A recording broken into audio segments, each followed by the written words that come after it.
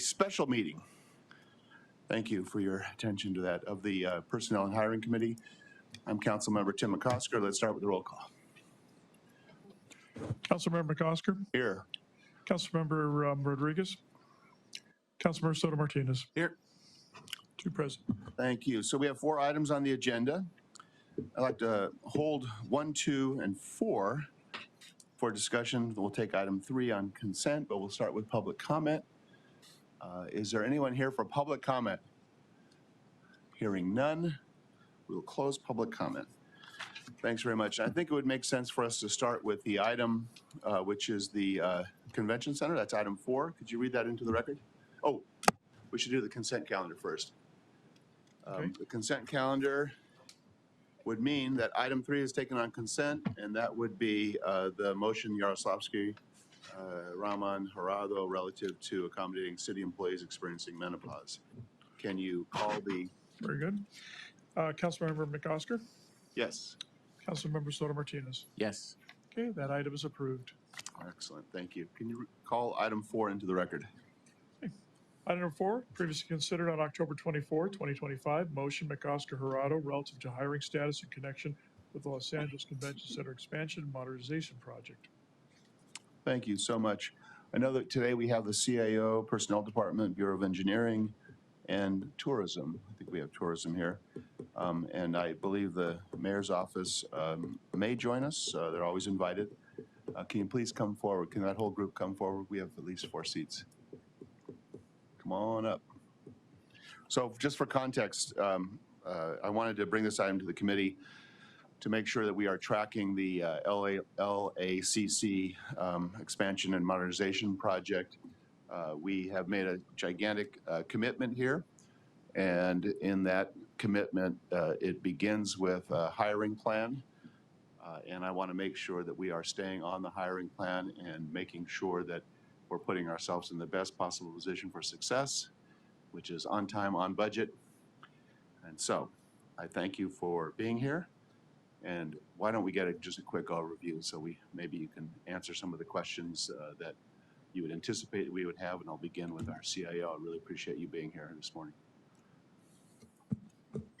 Sure. Thank you very much, Mr. Chairman, members of the committee, Matt Sabo, City Administrative Officer. I'll defer to the departments and certainly the personnel director on the hiring of city staff. Right. I would like to report on the status of the project executive, which we were instructed to bring on board as soon as possible. I think the instruction was immediately. The project team, which includes the CAO, the CLA, Bureau of Engineering, and the mayor's office, interviewed 7 candidates, and we were looking for, in particular, professionals with extensive experience in major projects, in design, build, construction, and an experience as being either a project executive or, in most cases, an owner's representative. We have selected Jennifer Halstead, who has 30 years of experience in commercial construction, design, build, complex projects, including the Children's Hospital at the University of Iowa and Staples Center. We are in the process of drafting the contract. It would be a 1-year term, which of course would be available for extension starting November 1st. It is working its way through the process. However, because of the urgency of this project, we have discussed with her starting immediately. So with the committee's blessing, she will begin work as early as today. As it relates to the funding, we have identified up to $1 million in the administrative cost line item, which is in the budget, which is already approved by the council for the convention center expansion. And as we proceed, we will report back on additional funding needs. I believe the committee, did you also want a report on where we are on the financing? Yeah, I think that would be great. While we have you, thank you very much. We might come back to questions on that, but given that the financing is going to be intimately involved in how we pay for folks, so why don't you give us just a quick overview of that issue? Sure. So as was reported at full council, we're going to be doing 2 series of debt issuances. The first bond sale will be for $967 million. That is planned for November 13th, in just a few weeks. We have gone through our initial process for ratings, and our credit rating has been affirmed by the agencies that that we have interviewed with. And as I said yesterday in Budget Committee, while our credit rating is affirmed, we are still at negative outlook, meaning that we need to be extremely vigilant on with our management of this current year's budget and certainly next year's budget to maintain that rating. Our second bond sale would be scheduled for October of 2026, and that is currently scheduled to be at $1.8 billion. Our first debt service payment, as a reminder, begins in fiscal 28-29. The final debt service would occur in fiscal 55-56. Can I stop you there? So Sure. 28-29 budget year, but until we issue the debt and all the underwriting is done, we don't know when that first payment. It could be in any time from in the 28-29 fiscal year. Yes, we would. I mean, we would have to account for it and schedule for it, budget for it essentially in the development approval of the fiscal 29 budget. Yeah. Sure. Go right ahead, thanks. I realize this is off subject for personnel, but I just want to get a sense of that. Hi, Hato CAO office. They will be fixed rate bonds, so they will have fixed payment dates. Right. And so we pay debt service twice a year. And so it will be May and November will be our debt service payment dates every year. And when we issue the bonds next week, the bonds will be funding capitalized interest, which means it will pay for the first 3 years of debt service. And that's why Matt said that our first payment from the general fund will be starting in fiscal year 29. So 29, that's exactly what I was getting at. So May and November, so May 2029, November 2029 for the first 2 payments. The first payment will occur in May 29. In May 29, okay, thank you.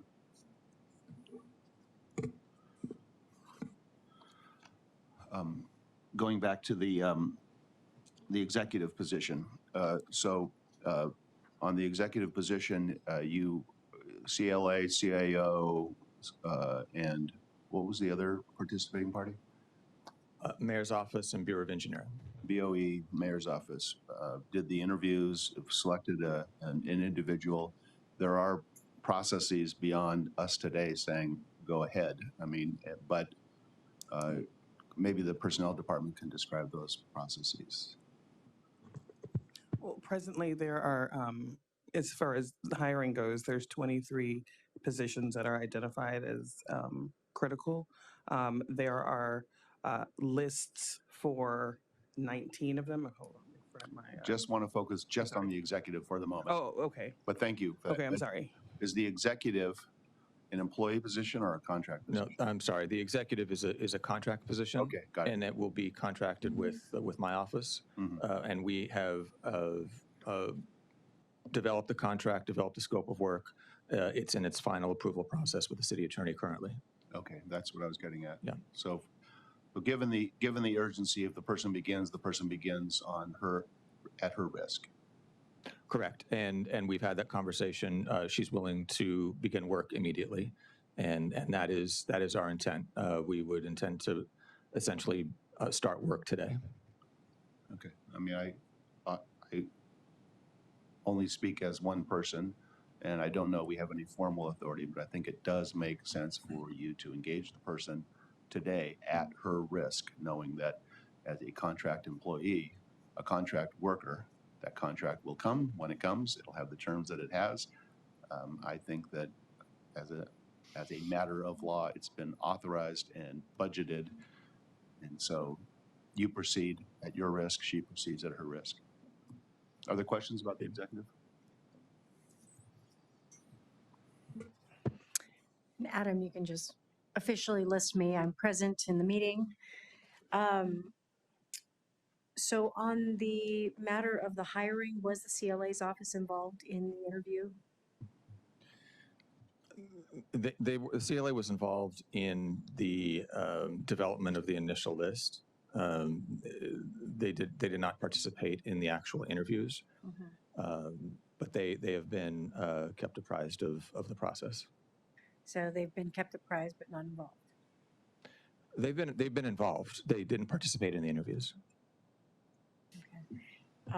And there was an invitation for them to participate? Yes. It was just a lack of interest for them to participate? They did not participate. I'm not going to speculate. Okay. What are the clauses for fulfillment of milestones in the contract for this executive?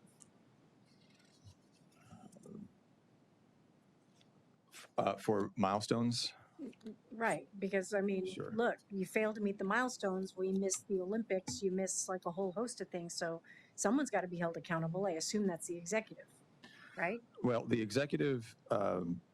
So there's a couple of roles here, or multiple roles. One is to act as an owner rep, to be an advocate for the city, but importantly, the project executive. And we had extensive conversation about this, will be expected not only to hold APCLA and the joint venture accountable for what they are required to do in the project agreement, but I would say almost even more importantly, they will have to hold the city accountable for its obligations in terms, and in particular, in the area of water and power and in the area of permits. Those are the two areas that we believe hold the greatest risk on the city side. So the project executive will be holding both sides accountable and will also be will serve the role as a neutral to help us move through problems and challenges as they arise. Okay, so when there's failures to meet the milestones, where does the buck stop? And with who? That's what I want to know. And if it's not the project executive or the person who's helping to facilitate all of these pieces, then who is it? There's got to be somebody. There's got to be one point person, and it can't be, oh, well, this person's in charge of helping to ensure. So it is, for me, it would be that role. And you're kind of giving me the impression that that's not going to be the case. The reason I'm providing some nuance here is that the project executive isn't the project manager. The project manager is the Bureau of Engineering, and the project executive will facilitate facilitate and support the interactions between engineering and the joint venture and APCLA in implementing the project agreement on schedule and on budget. We expect in a project as complicated as this one, with as tight a timeline as we have, that challenges will arise, and those challenges will need to be navigated. There are multiple levels of contingencies built into the project agreement that may need to be executed in terms of, if X happens, then we take Y path.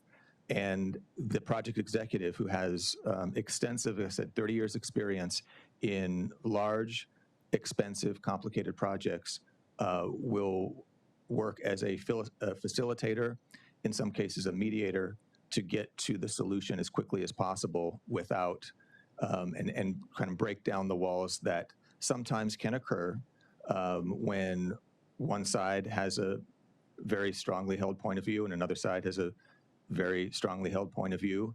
And in the meantime, we're losing time. So, so that's, if you're asking who to hold accountable, it's Bureau of Engineering as the project executive. You still have your project team, which includes my office, includes the mayor's office, the CLA. But from the city side, Bureau of Engineering is the project manager. But of course, the contractor has a multiple obligations in the lengthy project agreement, which was approved by council, that we will hold them accountable to meet.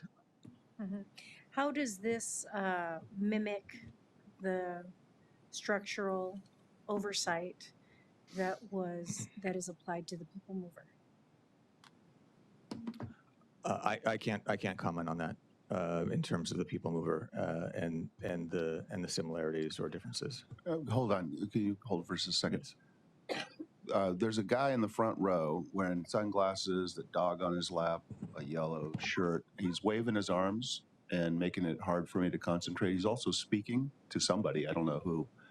Can you please keep an eye on him and make sure that he doesn't disrupt this meeting any further? Thank you. Thank you so much, Mr. McCosker. I was going to ask for the same thing. I'm sorry to interrupt you. So I just want to know, because obviously we see some extraordinary challenges with that particular project and the cost overruns. And I'm just trying to ascertain if we are structurally setting up a contract agreement that mimics that the way that was set up. I'm concerned. And so I just want to better understand what similarities exist between how that oversight role and how that was, same city family, LAWA, DOT, variety of folks involved. And so I just wanted to better understand what the similarities were, but I'd like to, you can follow up with me offline to let me know what distinct differences may exist between how you're engaging in this particular contract agreement and what was set up there. Because we've seen extraordinary delays, extraordinary cost overruns associated with that project, and it's still not delivered. So I just, I want to be clear. I don't want us to replicate something that's already demonstrated failure that we're watching in real time. Understood. I'm happy to follow up. Okay. When we take action on this item, I'm going to ask my colleagues to hold this in committee, and we will have an update on the final contract and what the terms are, and so how the oversight will be managed. And I think that's a very excellent question, is how it compares to other projects where we've, seen the problem of delay. So this will come back in online. Do you want to continue? No, I'm sorry to interrupt you, but go ahead. And so, is there a finalized date for start for construction? And where has that? All right, Alfred, that's bad timing. Yeah. that does ill-timed cough. Yeah, construction is underway. BOE can comment on the dates that the notices to proceed have been issued. Mm-hmm. Are there any risks that the administrative kind of hiring of some of these positions are going to delay the full start? Good morning. Excuse me again. Alfred Mata with the Bureau of Engineering. Just to clarify, so we did issue the notice to proceed, as I think was well announced, on September 30th. This is contagious. Something's making us cough over here, yes. And we issued NTP number 2 to authorize construction to begin middle of last month on October 16th. So the contractors actually begun mobilizing, building out their office space. They've initiated the test piles for the micro piles to put for the bridging over the street there. So work is now proceeding, as well as the design is being completed, and they're working through the permitting process with building and safety, as the CAO announced. Okay. All right, thank you. Thank you. Thank you very much. You can hang if you have time, but I do want to turn to the positions. We have the 34 positions authorized, and I think it makes sense for us to go group by group. And while you are here, let's go to, unless the Personnel Department wants to give an overview, but actually, you know what, Personnel? Why don't you hold? We'll go to BOE first. And if you could tell us about the 14 positions at BOE and where we are on the hiring. Yes, I'd be happy to do that. So of our positions that we have 15 positions at BOE. 4 have been filled as of today. We have 7 that are either in the process of having been advertised and collecting applications, or being scheduled or conducting interviews, and 4 that are in the process of being prepared to advertise. There's two of those that I mentioned in the group of 7 where we just completed the interviews in the process of finalizing the paperwork and making offers. Okay. I just want to be clear. I'm okay with it being 15, but the report has 14, from architect to 3 civil engineers, the engineering associates, blah, blah, blah. I mean, I'm not clear on why I have a chart that has tracked 14 and you're saying 15. But what you're saying is that you've offered 4. Yes. You're in the process with 7, and then you're going to go out to advertisement for 4 more? Yes, and you're correct, it is 14. There was one position that's being held for another position that is being filled in lieu of it. Okay. That was my mistake in the math. While in the meantime, are we making sure that the work of these 14 folks is starting? Are we basically loaning and dedicating the resources to make sure that this is a priority project? We absolutely are. We've been fulfilling the needs of the project, meeting all the deadlines, and working with the contractor to keep this project moving. Which is great for the convention center project, not so great for the project people are being pulled off of. So that's why it's so important for us to get these 4 on board, these 7 completed, and then the remainder on board, advertised, hired, and on board. Are we going through the portal to do this? Yes, all the positions are going through the portal or have already gone through the portal. There's different stages of where they're at. Yeah. So then my question is, while we are, hiring up for the 14 folks, I mean, I'm also aware that because we've had multiple reports on this over the course of the years of getting to the point where we finally approved the project, that we brought on EY. We had Ernst & Young, and Ernst & Young was providing services to us. Are they still on board providing services to us? Yes, Ernst & Young is still on board. They've been a very important part of the team and will continue to be. So Ernst & Young, to be able to do their job, also had subcontracts, because Ernst & Young doesn't do engineering, which engineering does. It doesn't do project management, which engineering does. So Ernst & Young subconsulted to a whole bunch of engineers and project managers, correct? Correct. If we hire up 14 folks and we are using city forces to do that, what is the purpose of Ernst & Young having engineers, which we do, and project managers, which we do? What is the utility of Ernst & Young's subcontractors? So, excuse me, the team we need is larger than the 14 that we have from the city. So Ernst & Young's team is supplementing the city team, and they're focusing on the different technical aspects of the project, whether it be the signage, the structural design, some of the utility coordination. They're providing their expertise with scheduling, cost estimating, some of the services we don't have available in the city. But as we hire city forces, and again, the ethic in the city is hiring our employees and not contracting out work, does it make sense? And I think the answer is yes. Does it make sense to trim down what Ernst & Young was doing for the last 3 years while we were essentially city staff building a case to kill the project? Certainly, as we staff up and we meet the needs of the project, we'll be adjusting our staffing levels accordingly. If we feel like there's staff we don't need, or we're able to cover it with city staff, we will be doing that. Yeah. So again, just one person, I think that given who we are as a city and what the council believes, and I think the mayor's office believes too, is that city employees are our most valuable asset. As we're building up city employees, I think it's going to be important for us to ramp down the EY contractors, or we're going to have to just change the name of your department to BOEY. So, Councilman, I'm sorry, if I could just address that. we agree, and in the schedule, we have built in a ramp down. So there was $52 million, which was approved by council for construction support.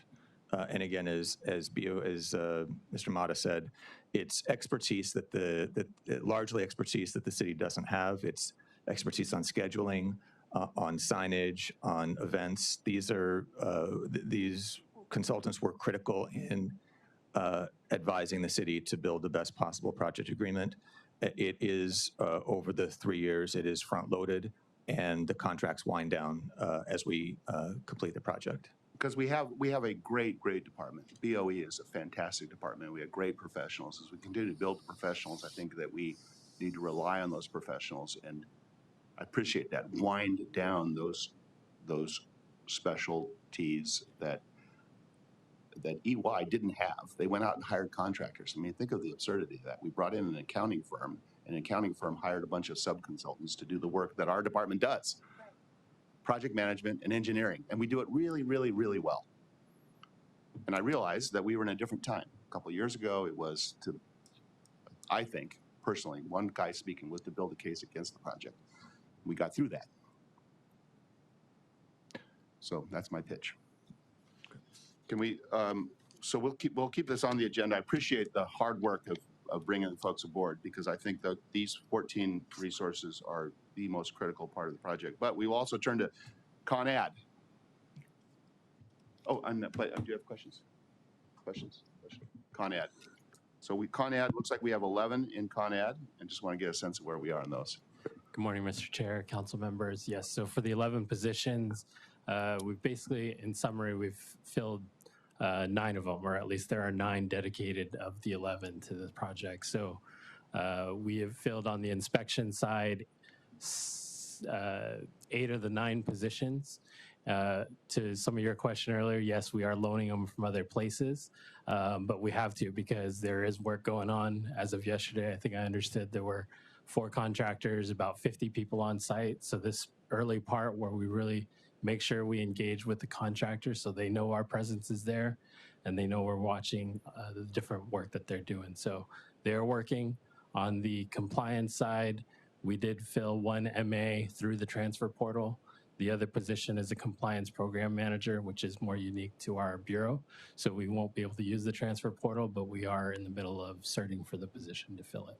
So of those 11, I'm sorry, just if you could repeat, how many are on board? 9? 9. That's fantastic. 9 as new, not loaned, but 9 as new filled positions. No, many of them are rotated or transferred from internally to try to fill the need, but we are also going to work. We actually have an open cert to backfill in the other places too. Yeah, this is the opportunity to make sure that we are backfilling, putting you to full capacity, because we have to cover the other work as well. That's right. It's important work, as you know better than I. Questions, colleagues? Actually, yeah, Raul, but it's actually for Matt. I just had, sorry, Matt, come back. When you indicate in terms of those that are in the room where the decisions are being made, in terms of the hire, it's yourself, right? Or is it someone from the CAO's office? Is it you, or is it someone else? I'm involved in all the major decisions, but we have a team that's been working night and day to make this happen. Okay. Is there one individual in the mayor's office or multiple individuals in the mayor's office? And is that changing, or is it consistent? I would let the mayor's office speak for the Well, you're in the room, going forward. right? Yes, no, but Okay. I'll comment on what has been the case. Mm-hmm. They obviously have the option to change. The deputy mayor for economic development has been the principal point, and she has staff that have also been assigned to it that have been involved in all of the major decisions. I guess I'd really like to know how many people are involved and how many hands are in the pot. Because if you have multiple people coming in and out of these decision-making processes, it doesn't lend itself to the greatest efficiencies, or it causes the delay in decisions. And I guess my question is, I want to know, again, when we talk about the buck stops with who, I want to know who's in that room. And I think the public deserves to know who's in that room, because at the end of the day, the failures to accelerate, now that, you're already pot committed, and we have a gun to our head with the timeline, I want to know who's in the room that potentially could be stalling or impacting some of the deliverables. So I think the names of who are those point people, that needs to be disclosed, and I think the public deserves to know that, since they're on the hook with all this money and services being cut as a result. So I just want to, I'd like to know that list of who are the bodies in those rooms, because if it's inconsistent, that will contribute to further delays and indecisive action. And I think that's, we've seen that historically play out very poorly, and we have such a tight timeline that we can, I'm going to call out any messiness, because there has to be greater efficiencies and decisive actions that are being made on to ensure that we proceed efficiently and timely, given all the milestones that we have to hit. Sure. And I'm happy to provide that and work with the mayor's office to provide that to you. I'll just speak for my office. The bulk of the work has been handled by our debt management group, given that this is a major project for which we're going to be issuing more debt than, certainly general fund debt than we have on any other project. But much as we did as we have done with the Olympics, I'm reorganizing to have a dedicated staff person that will be solely on this project. So there won't be any competing interests. So I will be doing that. I'll be happy to provide that name when it's selected. Now, I just want to make sure that we have the right subject matter expertise associated from every level that's involved, because if you have, if DOT threw in a crossing guard to make these decisions, that would be a problem, right? So I want to make sure that we have the right level of expertise, the right level of authorities of individuals that are engaged in these conversations, but that we know exactly who we're holding accountable each and every step of the way. Okay. Understood. Thank you. Thank you. Let's turn to Board of Public Works. Board of Public Works has 6 positions, mostly in moving money, which is really important because work stops if money doesn't move. Thank you so much. Hi. So you have accountants, clerks, management analysts. Yes, good morning, Chair and council members. As you see, we have 6 total positions authorized. They're all currently vacant, but we have made some progress. We've scheduled interviews for 3 of them, which will be taking place in the next 2 weeks. We're working with the personnel department to extend an offer for one of the positions using a process that we had just completed. And one of the positions, there is no ETP list available. It's a principal accountant, so we're working on a cert request for that one. So that's a status update for you. Okay. Personnel, thank you so much for your work on this. Are there things we can do to make sure that we keep this process moving, particularly getting the cert? At this point, the role of the personnel department is to ensure that there is a sufficient supply of candidates for departments to choose from. So in that sense, we have sort of a secondary role with hiring. At this point, we don't anticipate any issues with identifying a pool of candidates for departments to choose from. We've worked with the CAO to ensure that there's the appropriate structures in place for us to have those folks. I mean, whether or not it's creating substitute authorities where we don't have positions that are allocated yet by the Civil Service Commission, which we do anticipate next week once the commission is able to meet.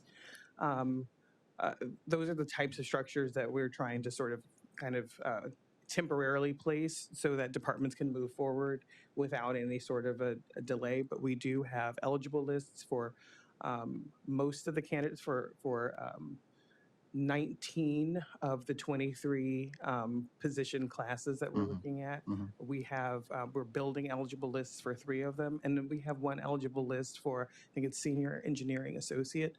That is not out yet, but at this point, the department can do an emergency appointment because we don't have a list. And I don't anticipate that the list will be completed Yeah. within the time that the department will want to hire. So we're working with the departments to ensure those pathways are cleared. Thank you. But specifically in Public Works, these are accountants, admin clerks, management analysts, accountants. Accountancy is a tough one in the portal because we don't have enough accountants citywide. Exactly, but we do have 140 candidates on the eligible list. Oh, great, great, okay. And so there's nothing about Civil Service Commission meeting coming next week that prevents us from moving? Correct. Even if someone gets the sniffles that day and they don't have quorum, we're going to use sub-authorities? We'll continue to use sub-authorities. Okay. Questions, colleagues? Thank you. Thank you. Thanks very much. Fire Department. Fire Department has 2 positions, and I felt like you were way down the road last time we met. Yes, sir. Good morning, everybody. Deputy Chief David Perez, Commander of the Fire Department's Fire Prevention and Public Safety Bureau. Yes, we do have 2 positions. We've selected candidates for both of them, the Fire Protection Engineer Associate and the Inspector 2. Both are in the process right now of shedding their non-LACC workload so that they can focus 100% on the convention center. The 2 positions officially are waiting for allocation. But we have vacancies in both those ranks anyway, so we don't require a substitute authority or anything like that. Yeah. They're just simply transferring over as is. And then we'll backfill, once we get the new positions from allocation, we'll backfill those through the normal hiring process. Okay, so you have vacant positions, you can move folks over, especially in fire inspection.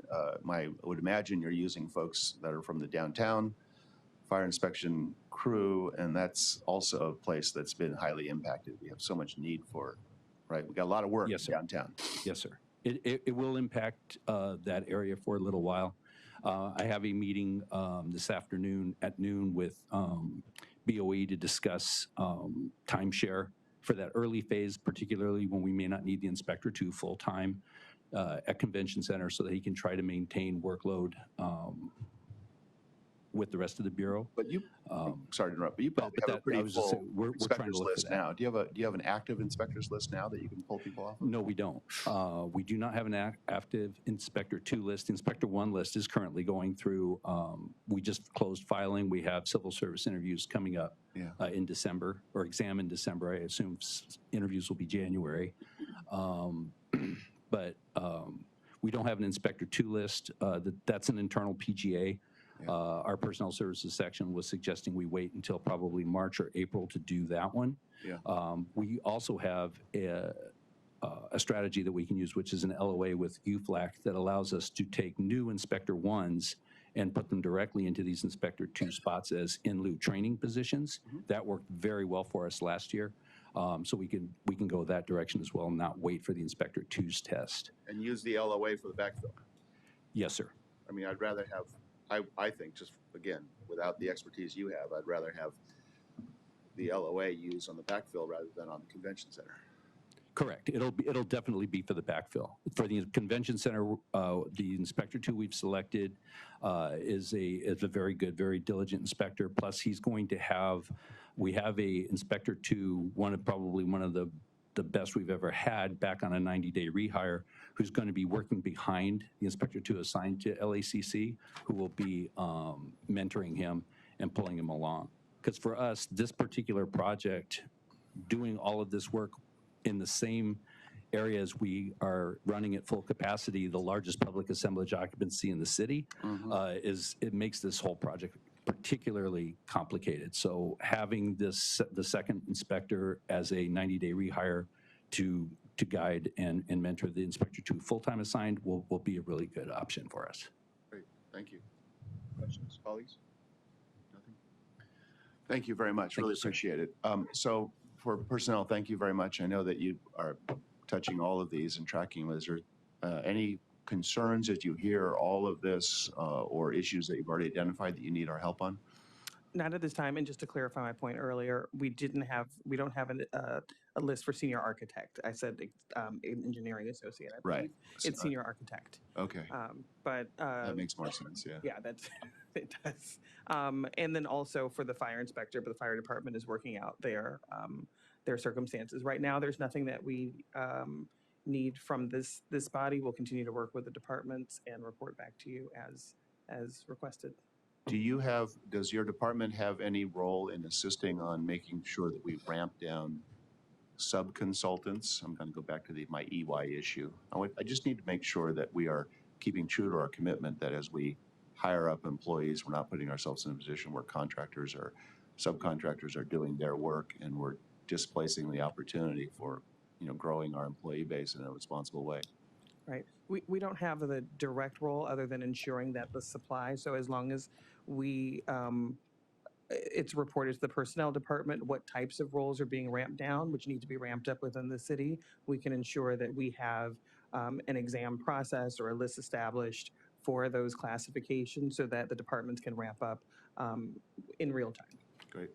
Thank you very much. Sure. So on this item, colleagues, I'd say that no vote is required because we're going to hold it over, but we do have a special instruction for the CIO to return at their next meeting and at subsequent meetings with status of the executive, including contractual provisions and a compare and contrast to very particularly the People Mover project, identifying issues where we can make improvement and avoid delay. With that, we'll move to the next item. Thank you very much. Could you read item 2? Thank you. Okay. Into the record. This is the workday item. Item 2 is continued from October 3rd, 2025. Motion McOsker Hernandez relative to the implementation of Workday. Thank you very much. So we are joined by Workday, and I know LAPD and LAFD are here. ITA is here. Why don't you give us a quick overview of where we are with the project and the implementation? I think we'll probably want to really focus on where we are with police and fire. Probably taking fire first as to where we are, because I think they're ahead, and whether the fire experience can help us with the police experience. Go ahead. If we want to, this is Lisa Coulter with Workday. If we could have somebody from fire come up and help me with that. We've been very focused on police right now. Oh, good. Well, let's the reason why I want to talk about fires, because I know we're focused on police, but fires has given us the reports on what was been euphemistically called the bake-off, and where we are with the replacement or improved product that can communicate our work schedules into Workday, and where we are with eliminating mistakes and manual tickets, and just generally, and if that experience helps us with police, I'm sure this has occurred to you as well. But so let's start with fire. Okay, good morning. Sammy Nahosa, Chief Information Officer, LAFD. We have a couple of different pieces here. So in terms of moving forward with the replacement of the scheduling system, that's a little bit separate from the Workday implementation. So they're together, but they're different. Workday's gone through. There's the set functionality in terms of payroll and things along those lines. We're focused on the scheduling system and the replacement and how those two work together. We have had the first round of the bake-off or the direct head-to-head comparison where we're trying to identify exactly who would be responsible for what.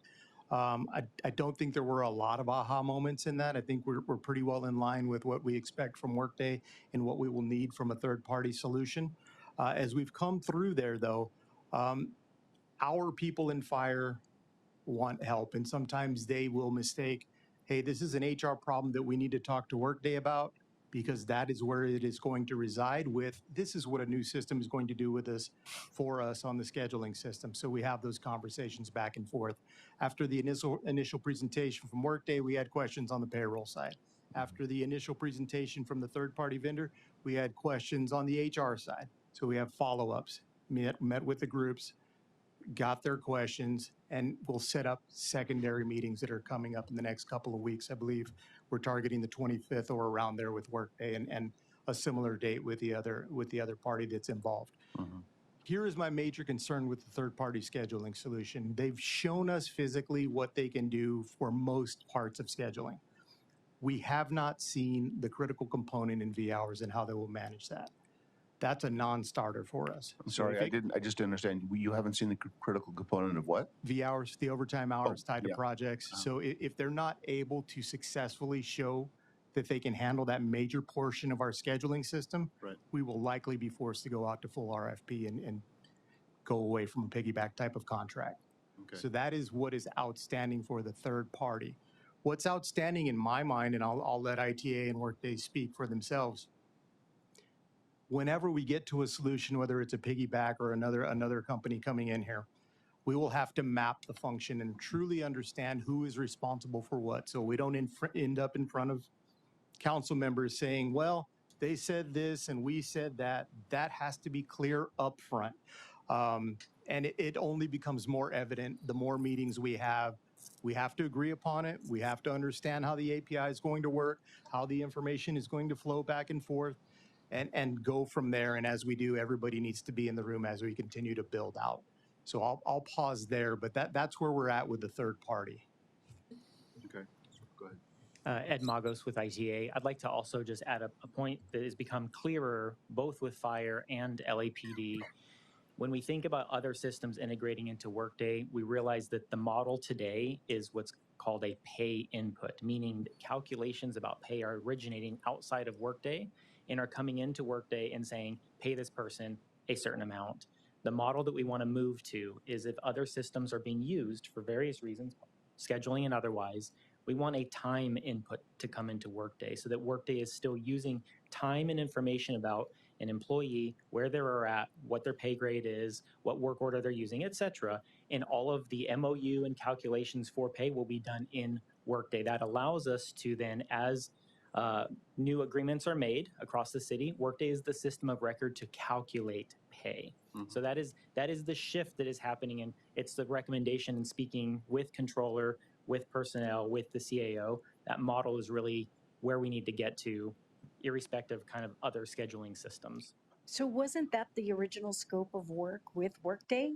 That it's the system of record that essentially helps to reconcile all that data so that we're paying people. I mean, it's basically not just pay this person this amount, but it also is kind of, it's the documentation. It's the reconciliation of hours of rate. Yes. So that's what it, that has predominantly been implemented, and it's with some key exceptions, and those were with our sworn. Okay, so it's because on the sworn piece, because those systems were not upgraded to they were align. held out, yeah, Got as it. part of the original. Okay, which is again going back to the original yes. root of the problem, where it's penny wise and a pound foolish, or a resistance to change or adapt. Pick your poison. But yes, okay, got it. And the goal with this strategic kind of approach and integration is to avoid replacing one system that was calculating things a certain way with a different system, and we've replaced something newer, but it might still be sending Just in a reminder to everybody in the room and listening, and anywhere Verizon reaches or any other service provider, that when we're going to modernize our system, soup to nuts, it's got to be everything. It can't be, oh, well, this department is special. No. You're all special. And so when we migrate systems, it's everybody. And I don't care if you're sworn, I don't care if you're civilian. We're all the same level of special, and we all must migrate and upgrade our systems, full stop. There's not going to be any carve-outs for anybody anymore. There's not going to be any of that nonsense, because we have spent more money, time, and frustration for the actual employees, because everybody, frankly, was too chicken to have an honest conversation at the onset of this migration. So I think it's really important that everyone listening understand that, and this goes to, again, from the elected officials to the general managers, anybody in the room where it's happening, there's no exceptions. Everyone has to be forced into these shifts together, because then how much more money and time are we expending, and heartache for the employees that are not getting paid accurately because some folks thought they were too special to change. The reality is no one's so special that they can't change. We all have to modernize, and we all have to modernize these systems together. So going forward, from ITA to any other department, there's no carve-outs, there's no exceptions. We all have to walk the same path together. Understood. So we continue on NSS into Workday, and the bake-off has so far been no aha moments, but we haven't been able to prove in this bake-off that it is an hours system. If it remains a pay system, then we have a problem, or is that, oh no, your issue, that's your issue. Your issue was the overtime, which is obviously at the heart of both police and fire. Correct. And the most complicated issue. No, absolutely. And I do think it's been fruitful for us to have these bake-offs and direct comparisons. We've learned a lot. We've gone through. I just think we had done enough homework to where some of the moments we expected. As we go through there, we're going to clearly identify if we have any obstacles or any non-starters. And if we do, we'll go full process and make sure we make the right decision for the future. So in the real world, how are we doing on pay and tickets and manual, and are folks getting paid? And are we bringing down this committee inherited a backlog of years. Are we bringing that backlog down? Good morning, members. Emilio Rodriguez with the Fire Department Administrative Services Bureau. So there were various issues that were brought for discussion during previous meetings, largely which aligned with UFLEX concerns on the matter. So many of those have been resolved, which include pension contributions, voluntary pension health, errors, medical subsidy increases, et cetera, uniform allowance, bonuses was a big one. There was a significant issue with retro payments for overtime that weren't originally programmed into Workday that required an enhancement or a configuration. Just this past month, or mid-October, there was an enhancement that was worked out between Controller ITA and Fire Department, which appears to be working. We're responding to some, a few tickets on some sporadic issues, but going forward, those retro payments will be fully automated. Any retro payments that date back to when the MOU increases took effect were addressed largely through manual adjustments. So there was like a $5.6 million payment a few months ago, which largely addressed MOU 23. There are still some residual corrections that need to be made that will be paid out in the January 2026 payout. And but apart from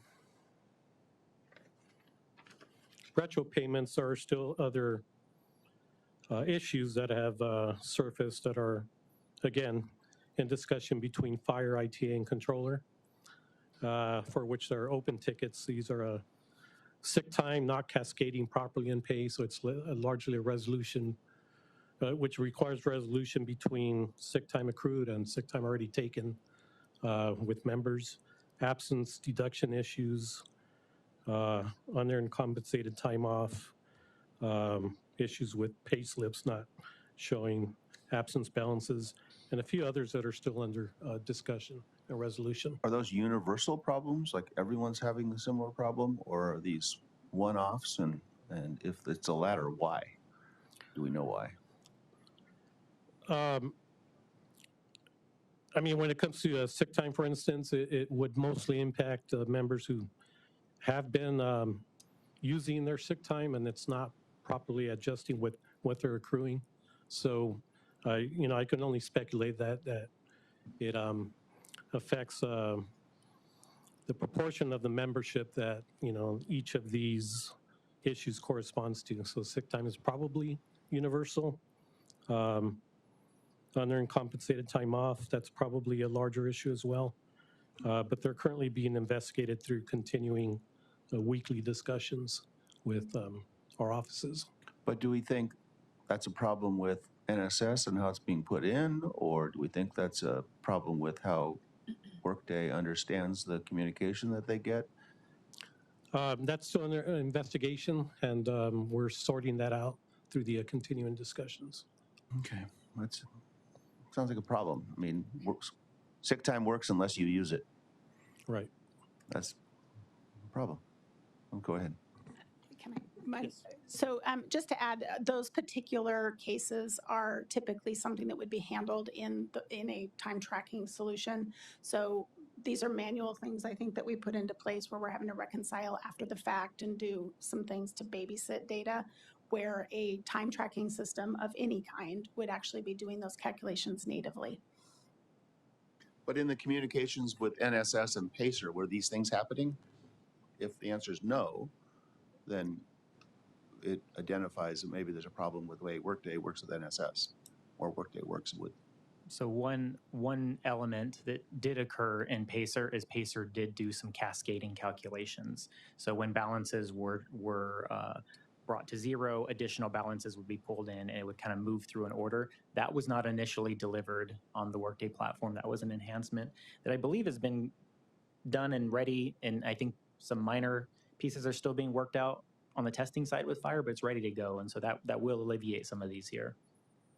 So that enhancement has been developed. It's ready to go on the Workday platform now, and so that's some of the cascading calculations. I think what we need on these conversations is from the tape, a very precise review of what are the problems, and then you all make commitments in these meetings as to how we're addressing the problems, and then at the next time, we've either resolved them or not resolved them or discovered new ones. I mean, I think we need to track these things because we have to get to the point where, whether it's the result of the competitive process and the new time tracking system, that it goes into Workday and it comes out accurately. And am I missing something? I mean, this is a lot of money for systems that they need to work. Yeah, I would say that the items with Fire have been well understood. They're documented, and it has been a matter of just prioritization. And so I think the overall number of tickets for Fire has definitely reduced, right, and continues to go down.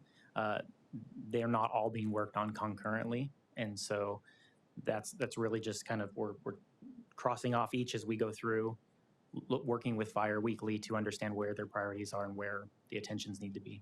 We have the ITA. Ted Ross, General Manager with ITA.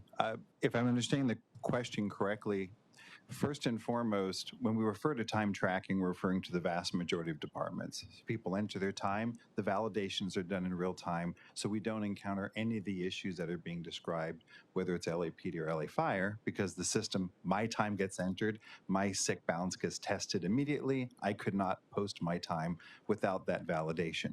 The issue we encounter when there's a subsidiary system like NSS, et cetera, is that a system is now sending rates over, sending information over that Workday has to test after it's already been sent. So it wasn't tested at the point of, let's say, data entry. It gets tested at the point of arriving to Workday. If there's an issue, if there's a discrepancy, it gets shot back to the department and says, hey, there's a discrepancy, but that department has a small amount of time to resolve the discrepancy because they're trying to process payroll. If they have limited staffing, as we know they do, then often they're not getting to all these items. And so then they're doing a retro afterwards, which is even more time consuming. None of that would happen with my time. None of that would happen with council staff's time, et cetera, because it gets directly into it. So yes, as a group, they are working aggressively, and they're working very closely, honestly, to their credit. They're working very closely with controller, with IT, with personnel to remediate and to resolve as many issues as possible, and a lot of issues are getting resolved. But ultimately, they need a time entry, they need a time validation system, and that will solve the vast majority of what we've been seeing and experiencing. And so I think that's kind of at the higher level. One of the questions asked before regarding Pacer, Pacer did not validate certain things, and so Workday does, right? So there's whole sets of items that the city has had to get used to with FLSA and a variety of other things where this Workday system validates these items, which reduces risk and prevents liability on the city side that Pacer previously did not do. So the leading edge of this is either the piggyback contract works and is validated and shown that it works for overtime and for everything else, but for overtime, or doesn't? And if it doesn't, we need a new product, because are we saying that NSS is just not something that we'll be able to continue on with Workday? I think when we look at NSS, it's not that we couldn't continue on. It just doesn't make sense to invest the amount of money into it that it would take to make it functional at a level we need. Right. It's ancient in terms of technology.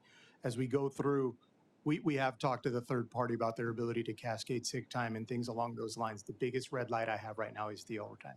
Okay. So, Ted Ross with ITA. Two reasons. Number one, we're discussing pay-related items, which all of us want resolved. None of us ever want a firefighter or police officer affected by any of these items. And Sam's point is completely noted. But also, secondly, as was stated previously, they want modern systems. So an improvement, a change of NSS will greatly enhance LAFD's their own operations above and beyond payroll. As important as payroll is, they have a whole ton of other things which are even above and beyond payroll related. So modernization with LA Fire will help payroll, and it'll help their scheduling, their planning, their calendaring, all that good stuff. So when do we anticipate we will know whether or not the piggyback works for overtime, or works? Let's just say it works. So I don't want to be specific to overtime. yeah, I'm targeting the next 4 to 6 weeks. Yeah, I mean, if we can close that out before the end of the year, that would be a victory. My preference, look, my number one preference would be Workday can do everything. I think that ship has sailed. For us, we need a scheduling system replacement. My preference would be to go with the piggyback that we have in place, but if it can't do everything that we need, we have to open it up. With the piggyback opportunity, they have shown a willingness to proceed prior to procurement being completed. So that brings in the timeline a little bit. If we go full RFP, you have to go through all that qualification, the validate, the process. Right. Go through all of that and then pursue procurement and then go into the project. Okay. Yes, sir. Ted with ITA. For anyone who sees this visually, me and Sam are doing a great job sharing this mic. Thank you, Sam. The one thing worth noting is that when it comes to a subsidiary system, folks like the controller's office will definitely need to weigh in, right? Controller and personnel are these business process owners of HR features, of payroll features, et cetera. A subsidiary system needs to meet certain requirements for it to come into HRP. And so while they may not be at the table, there's certainly key requirements that they would have just to ensure the validity and the integrity of payroll, of HR, of all those processes. And so I just wanted to make that one note, which I'm sure fire and police agree just in that concept too. Okay. 4 to 6 weeks, we'll know whether or not the piggyback works. And if we don't, big problem, then we need to know how we're proceeding for the next year. Questions on fire? Thank you. Police. Thank you very much. Thank you. And then why don't we keep the same Workday and ITA folks, and police can come on up with an eye towards whether or not the experience of fire helps us at all at police. A piggyback solution, because the same issue applies here. We have the overtime concerns, and we also have the added degree of difficulty that we have a labor deal that requires us to be able to do time and overtime well. Ted with ITA, one thing I also think worth mentioning, we're seeing dramatic improvement. It's not perfect, but you're seeing substantial improvement. And that goes credit to controller, personnel, fire, police, everyone who's been working really hard, Workday, to get the improvements in on something that's not a perfect setup because we have these subsidiary systems, et cetera. But I think it's also a reminder of the need for continued investment. The city made a really big investment in this system. Mm-hmm. It's objectively a top tier system. It's very well regarded in the country. The best companies use systems like this. And I think it's a reminder that there are backlogs. A big implementation for the city requires an investment, an ongoing investment. So we are making requests in the new budget season for some additional investment to have the proper care and feeding. None of us want a backlog. All of us want every item resolved, and we want it resolved yesterday. So some additional investment we'll be requesting through the budget process for the staffing and for the contractors necessary to get us past the hump, to get us to a place of stability. So then we just operated in the normal basis. We still have items that we all know about since go live that we all need to resolve. And we just need to work through those as teams. And the more resources we have, the faster we could do that to get to stabilization. Yeah. Thank you. Sorry, Trina. No, thank you. And I don't question the urgency and the commitment. you know, you get to live with this frustration every day. We get it every couple of weeks. And so I appreciate, we will stipulate that everyone is urgently working towards this, which doesn't mean that we're not concerned. Trina, thank you so much for being here. So where are we with the integration into Workday? Big question, right? And is there anything from the fire discussion, from the piggyback, that might help us? Trina Utziker. I am with LAPD, Chief Financial Officer. Yes, a lot of the issues that fire department is facing are definitely something that LAPD can relate to. Our understanding is some of the issues that we're facing, particularly the one that we're focusing on relative to the voluntary overtime bank. Our understanding is that there are some aspects of this issue that can be fixed, but many of them rely on us having some kind of timestamp feature to be able to identify specifically when an officer works overtime or over a particular number of hours that are specified in their MOU. So all of that, from what we understand from Workday and ITA, has also assured us many of those problems would be fixed through having LAPD sworn in time tracking, which is exactly the conversation that you heard from LAFD. Okay. And the system you use now that integrates into Workday is a pay system rather than a time tracking system. We have a scheduling system, so rather than NSS, ours is called DPS. Yeah. So this is what helps us manage our deployment. In addition to that, we effectively have another third-party system that calculates our overtime. We call it OLOTS 2.0. Pacer had an OLOTS component as well. We needed to look outside of Workday to fulfill our needs with overtime, so we have a couple of complexities as well. But yes, DPS is an external system to Workday. And DPS is built on the deployment system and the 171 hours, and standing alone, it understands how to calculate time, but then the communication into Workday. I wouldn't say standing alone. In partnership previously with Pacer, yes, we had all of the information that we needed, and it worked well for many years. And I understand that two systems can't be compared. Pacer was a customized system, Workday is off the shelf, and so there are differences in terms of how they work. It sounds as if one of the fundamental issues here is that whole conversation around time stamping, which again, we're looking to time tracking to resolve. Now, we're on a different time frame just to do the time tracking, even if we weren't looking at either OLOTS or DPS replacement. We're looking at a situation, from what I understand most recently, has been estimated at 6 to 8 months to get us into time tracking. And of course, there's a financial investment with that as well. You're nodding your head. Yeah, the goal would be to replace OLOTS, and if there are other functionalities that DPS is doing, those would need to be carved out if they're not ones that can be done in Workday. But the goal, ideally, would be to replace both of those and to bring them into Workday. So several years ago, as the city was heading into Workday, was it a decision to leave DPS and OLOTS in place, and it was just the wrong decision? Or was it a decision in hindsight that didn't look? Ted with ITA. One of the biggest difficulties of the Workday implementation is that we negotiated a project and we kicked off March 2020, the same month COVID started. So a lot of departments disengaged. A lot of departments were wrapped up in a pandemic, understandably. Very difficult. And I'm not saying LAPD and fire didn't engage. What I'm saying is it was a very different era. Decisions were made. Certainly we at ITA wanted to eliminate and replace those systems, but I think there was a lot of maybe even skepticism around the city of whether there would ever be an HRP project. So I think there was just a lot of things caught up in that moment, and decisions were made at a high level to maintain those internal systems. And those it's coming home to roost at this point. It's not decisions made by people at this table, et cetera. And so the wrong decision was made somewhere in the past by someone of seniority, and we're dealing with the effects of it.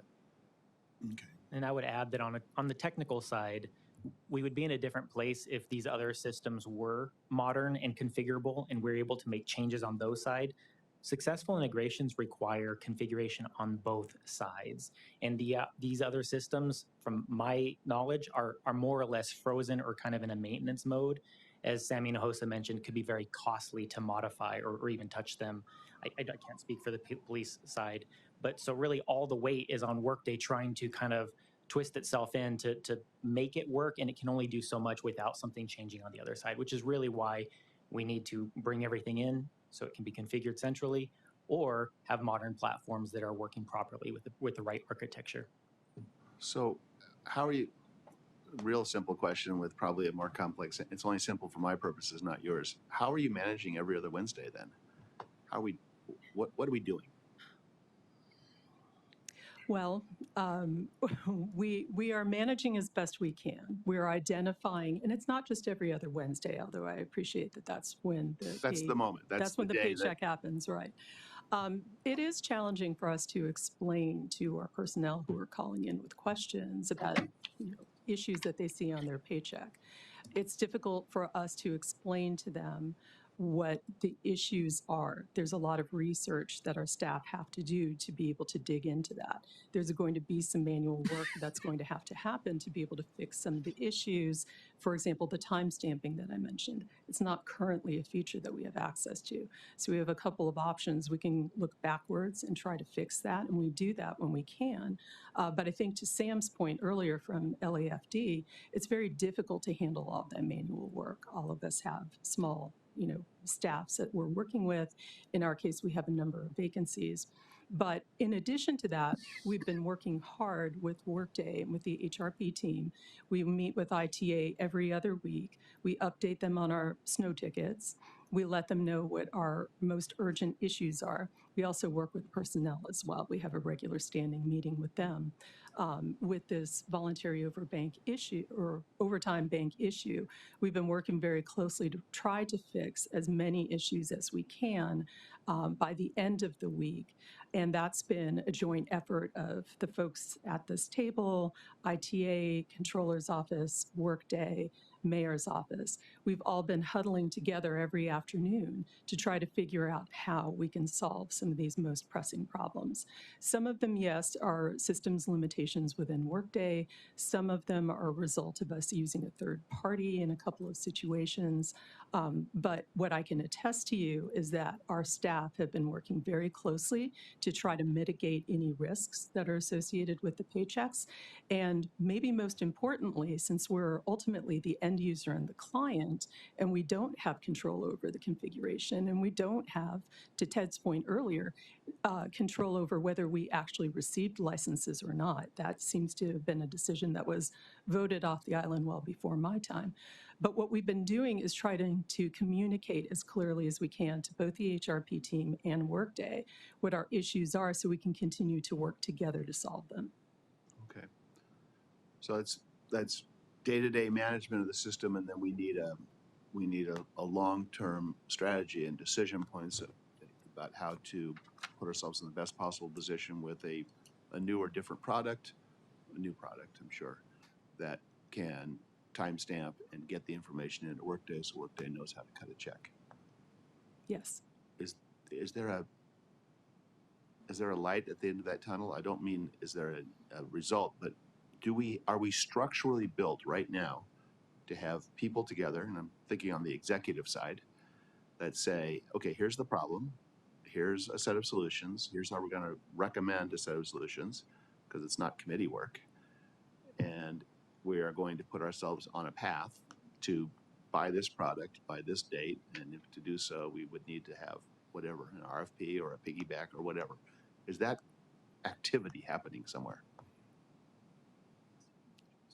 Yeah, it absolutely is. And so that's the goal. And that's really this voluntary overtime bank and 171 focus has been the most critical item, right? And so we're working backwards from how quickly can we get our sworn to start entering overtime that goes into the voluntary overtime bank. So that is subsumed all things, but underneath that, we are taking what we're learning through this and working with Workday and with police to line up demos and using what we're doing right now to show that time tracking really would be a long-term solution, not just to say it, but to show it. Right. And to start lining up, again, what does that timeline look like?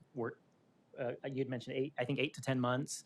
We've started to gather costs. We have budgetary estimates, what it's going to take. So we are moving together to actually have a plan with a time, a dollar amount, and a path to kind of completion there.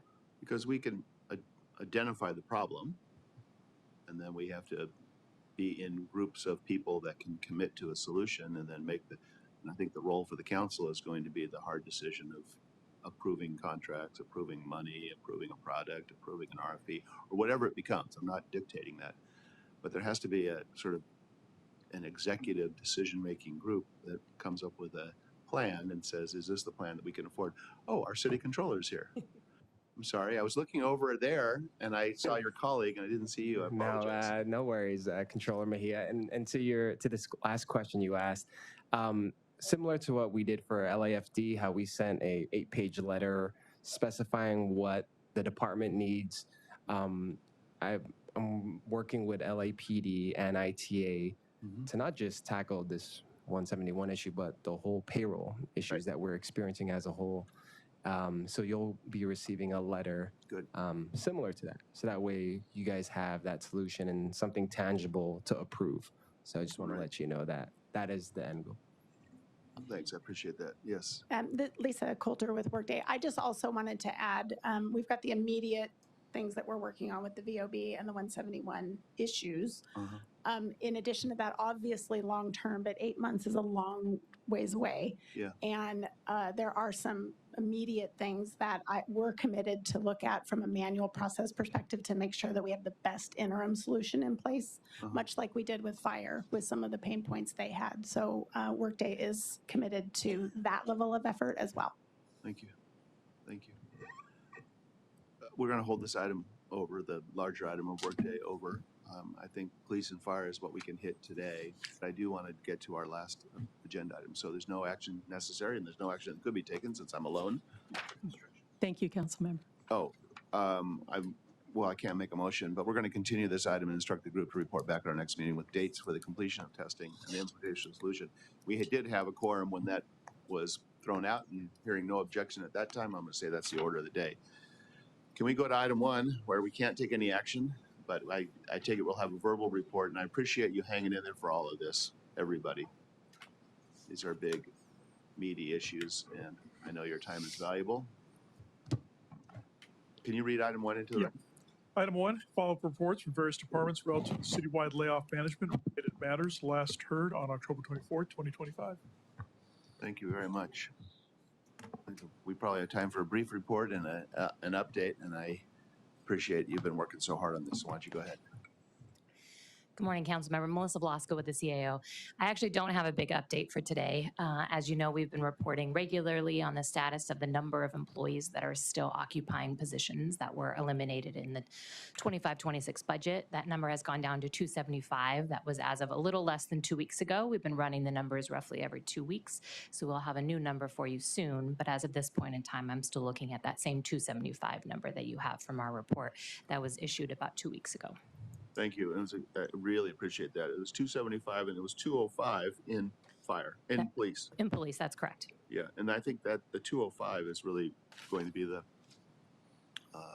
most challenging focus. I mean, I know that everybody in all these positions are doing valuable work, but the idea of being able to transfer 205 folks in out of police or somewhere else in police, I think is going to be a large challenge. That's correct. And I know the personnel department is working on a number of efforts. I'm sure Ms. Phillips will go through to try and reach out to some of those employees to help find opportunities for them to transfer to other places within the city family. Thank you. Why don't we turn to that then, where we are with personnel? Certainly, Malika Phillips, Personnel Department. As I discussed a little bit yesterday, and as we've discussed last week, and this is not really a new update, but we are still working on the presentation. We're expecting a number of opportunities to go to different departments, especially we are planning for LAPD because of the number of positions that are in substitute authorities there at LAPD, but also certainly at the personnel department itself, at ITA, and a number of other departments. And if you have specific questions, I have Steve Rivera who can provide some details about our efforts to identify and work with city employees to help them understand the gravity of the situation that we're in. This might not be a fair question, but if you have it, great. If not, we can talk about it in the future. Of those 205 in the police department, what types of jobs are those? They kind of range. Steve Rivera with the Personnel Department. You see various clerical positions, admin clerks, senior admin clerks. There are also some CIRs that are slated. I think those are the bulk of the classifications. Okay, so they are generally common classifications. Correct. And so we do have several positions to put them into, general and special funded in other departments. And do we have a sense? It jumps out at me that, we've gotten the rest of the universe down to 70 positions, and I have a sense that we're going to be able to close those 70. But it jumps out at me that number hasn't moved much. Are we going to get pushback from management and police that these are just necessary positions that they can't release for this budget year? It's a great question. I don't know. Doesn't it seem like that would be an indication that it indicates that to me, the fact that number hasn't moved. And I have no doubt that every single person in every one of these positions, from the first 600 to the 275 today, are doing valuable work every day. But we've been able to move the vast majority of 400 people.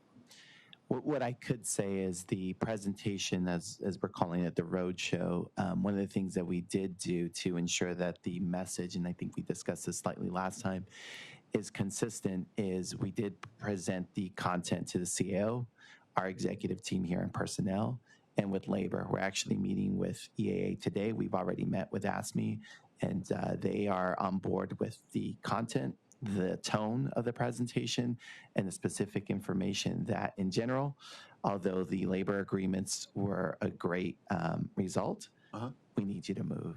And here are where we can move you, the reason why we need to move you, and why we need to move you as soon as possible. And so that is the message that at least I can state we're going to be presenting. But I could understand losing 205 to 210 positions is may result in some pushback. Yeah. And it's about half of the civilian positions in the department. What am I missing? We are coming up to the end of our hour and a half. We got council in just a few minutes. Is there anything you want to add? Anything I didn't ask you? No, I think just more details of the presentation. It would be scheduled for an hour long. The content is roughly 25 minutes of presenting content and about 35 minutes of Q&A. We've been doing this since May 20th, so we kind of anticipate the questions we're going to get, and we have answers for those questions. We are also going to post that presentation on our portal, so individuals who cannot make it or just want to see the content again can go to the portal and view it there as well. But I think that's the gist of what we wanted to say. Okay. And in the presentation, are we talking about moving within departments, or it's a combination of moving within department, which I think is going to be limited by this number of folks. Yeah. And then for police, I'm really focused on police and those 205. It's probably in other departments, right? Correct. Yeah, we're going to provide them with the showing of the listing of positions that are currently available. Yeah. Although there's about 420 positions throughout the city that are available, both general and special funded. It's not going to be apples to apples, right? So if you're an admin clerk, there's limited positions where you can go. If you're a plumber, there's limited positions where you can go.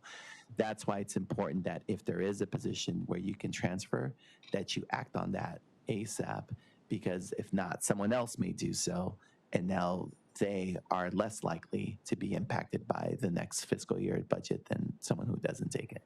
Yeah. And it gets more difficult as time passes. Correct. Positions fill. As we get closer to the new fiscal year, then folks are going to be having to rely upon budget decisions for those positions being restored, which is unlikely. I mean, the reason why we have a manageable budget forecast right now, manageable, not good, but manageable, is because of the structural changes we made by eliminating the very positions that those 205 people are sitting in, or functions that they're doing. Again, important functions, but I don't anticipate those positions being carried over, even in sub-authorities in the new year, the new fiscal year. Thank you. Well, thanks very much. I appreciate it. We're going to hold this item. We have to hold this item since we don't have a quorum. But I appreciate you very much, and we'll see you next time. Thanks. Any other business that we can't conduct anyway? Okay, so we are going to adjourn this session. Thank you.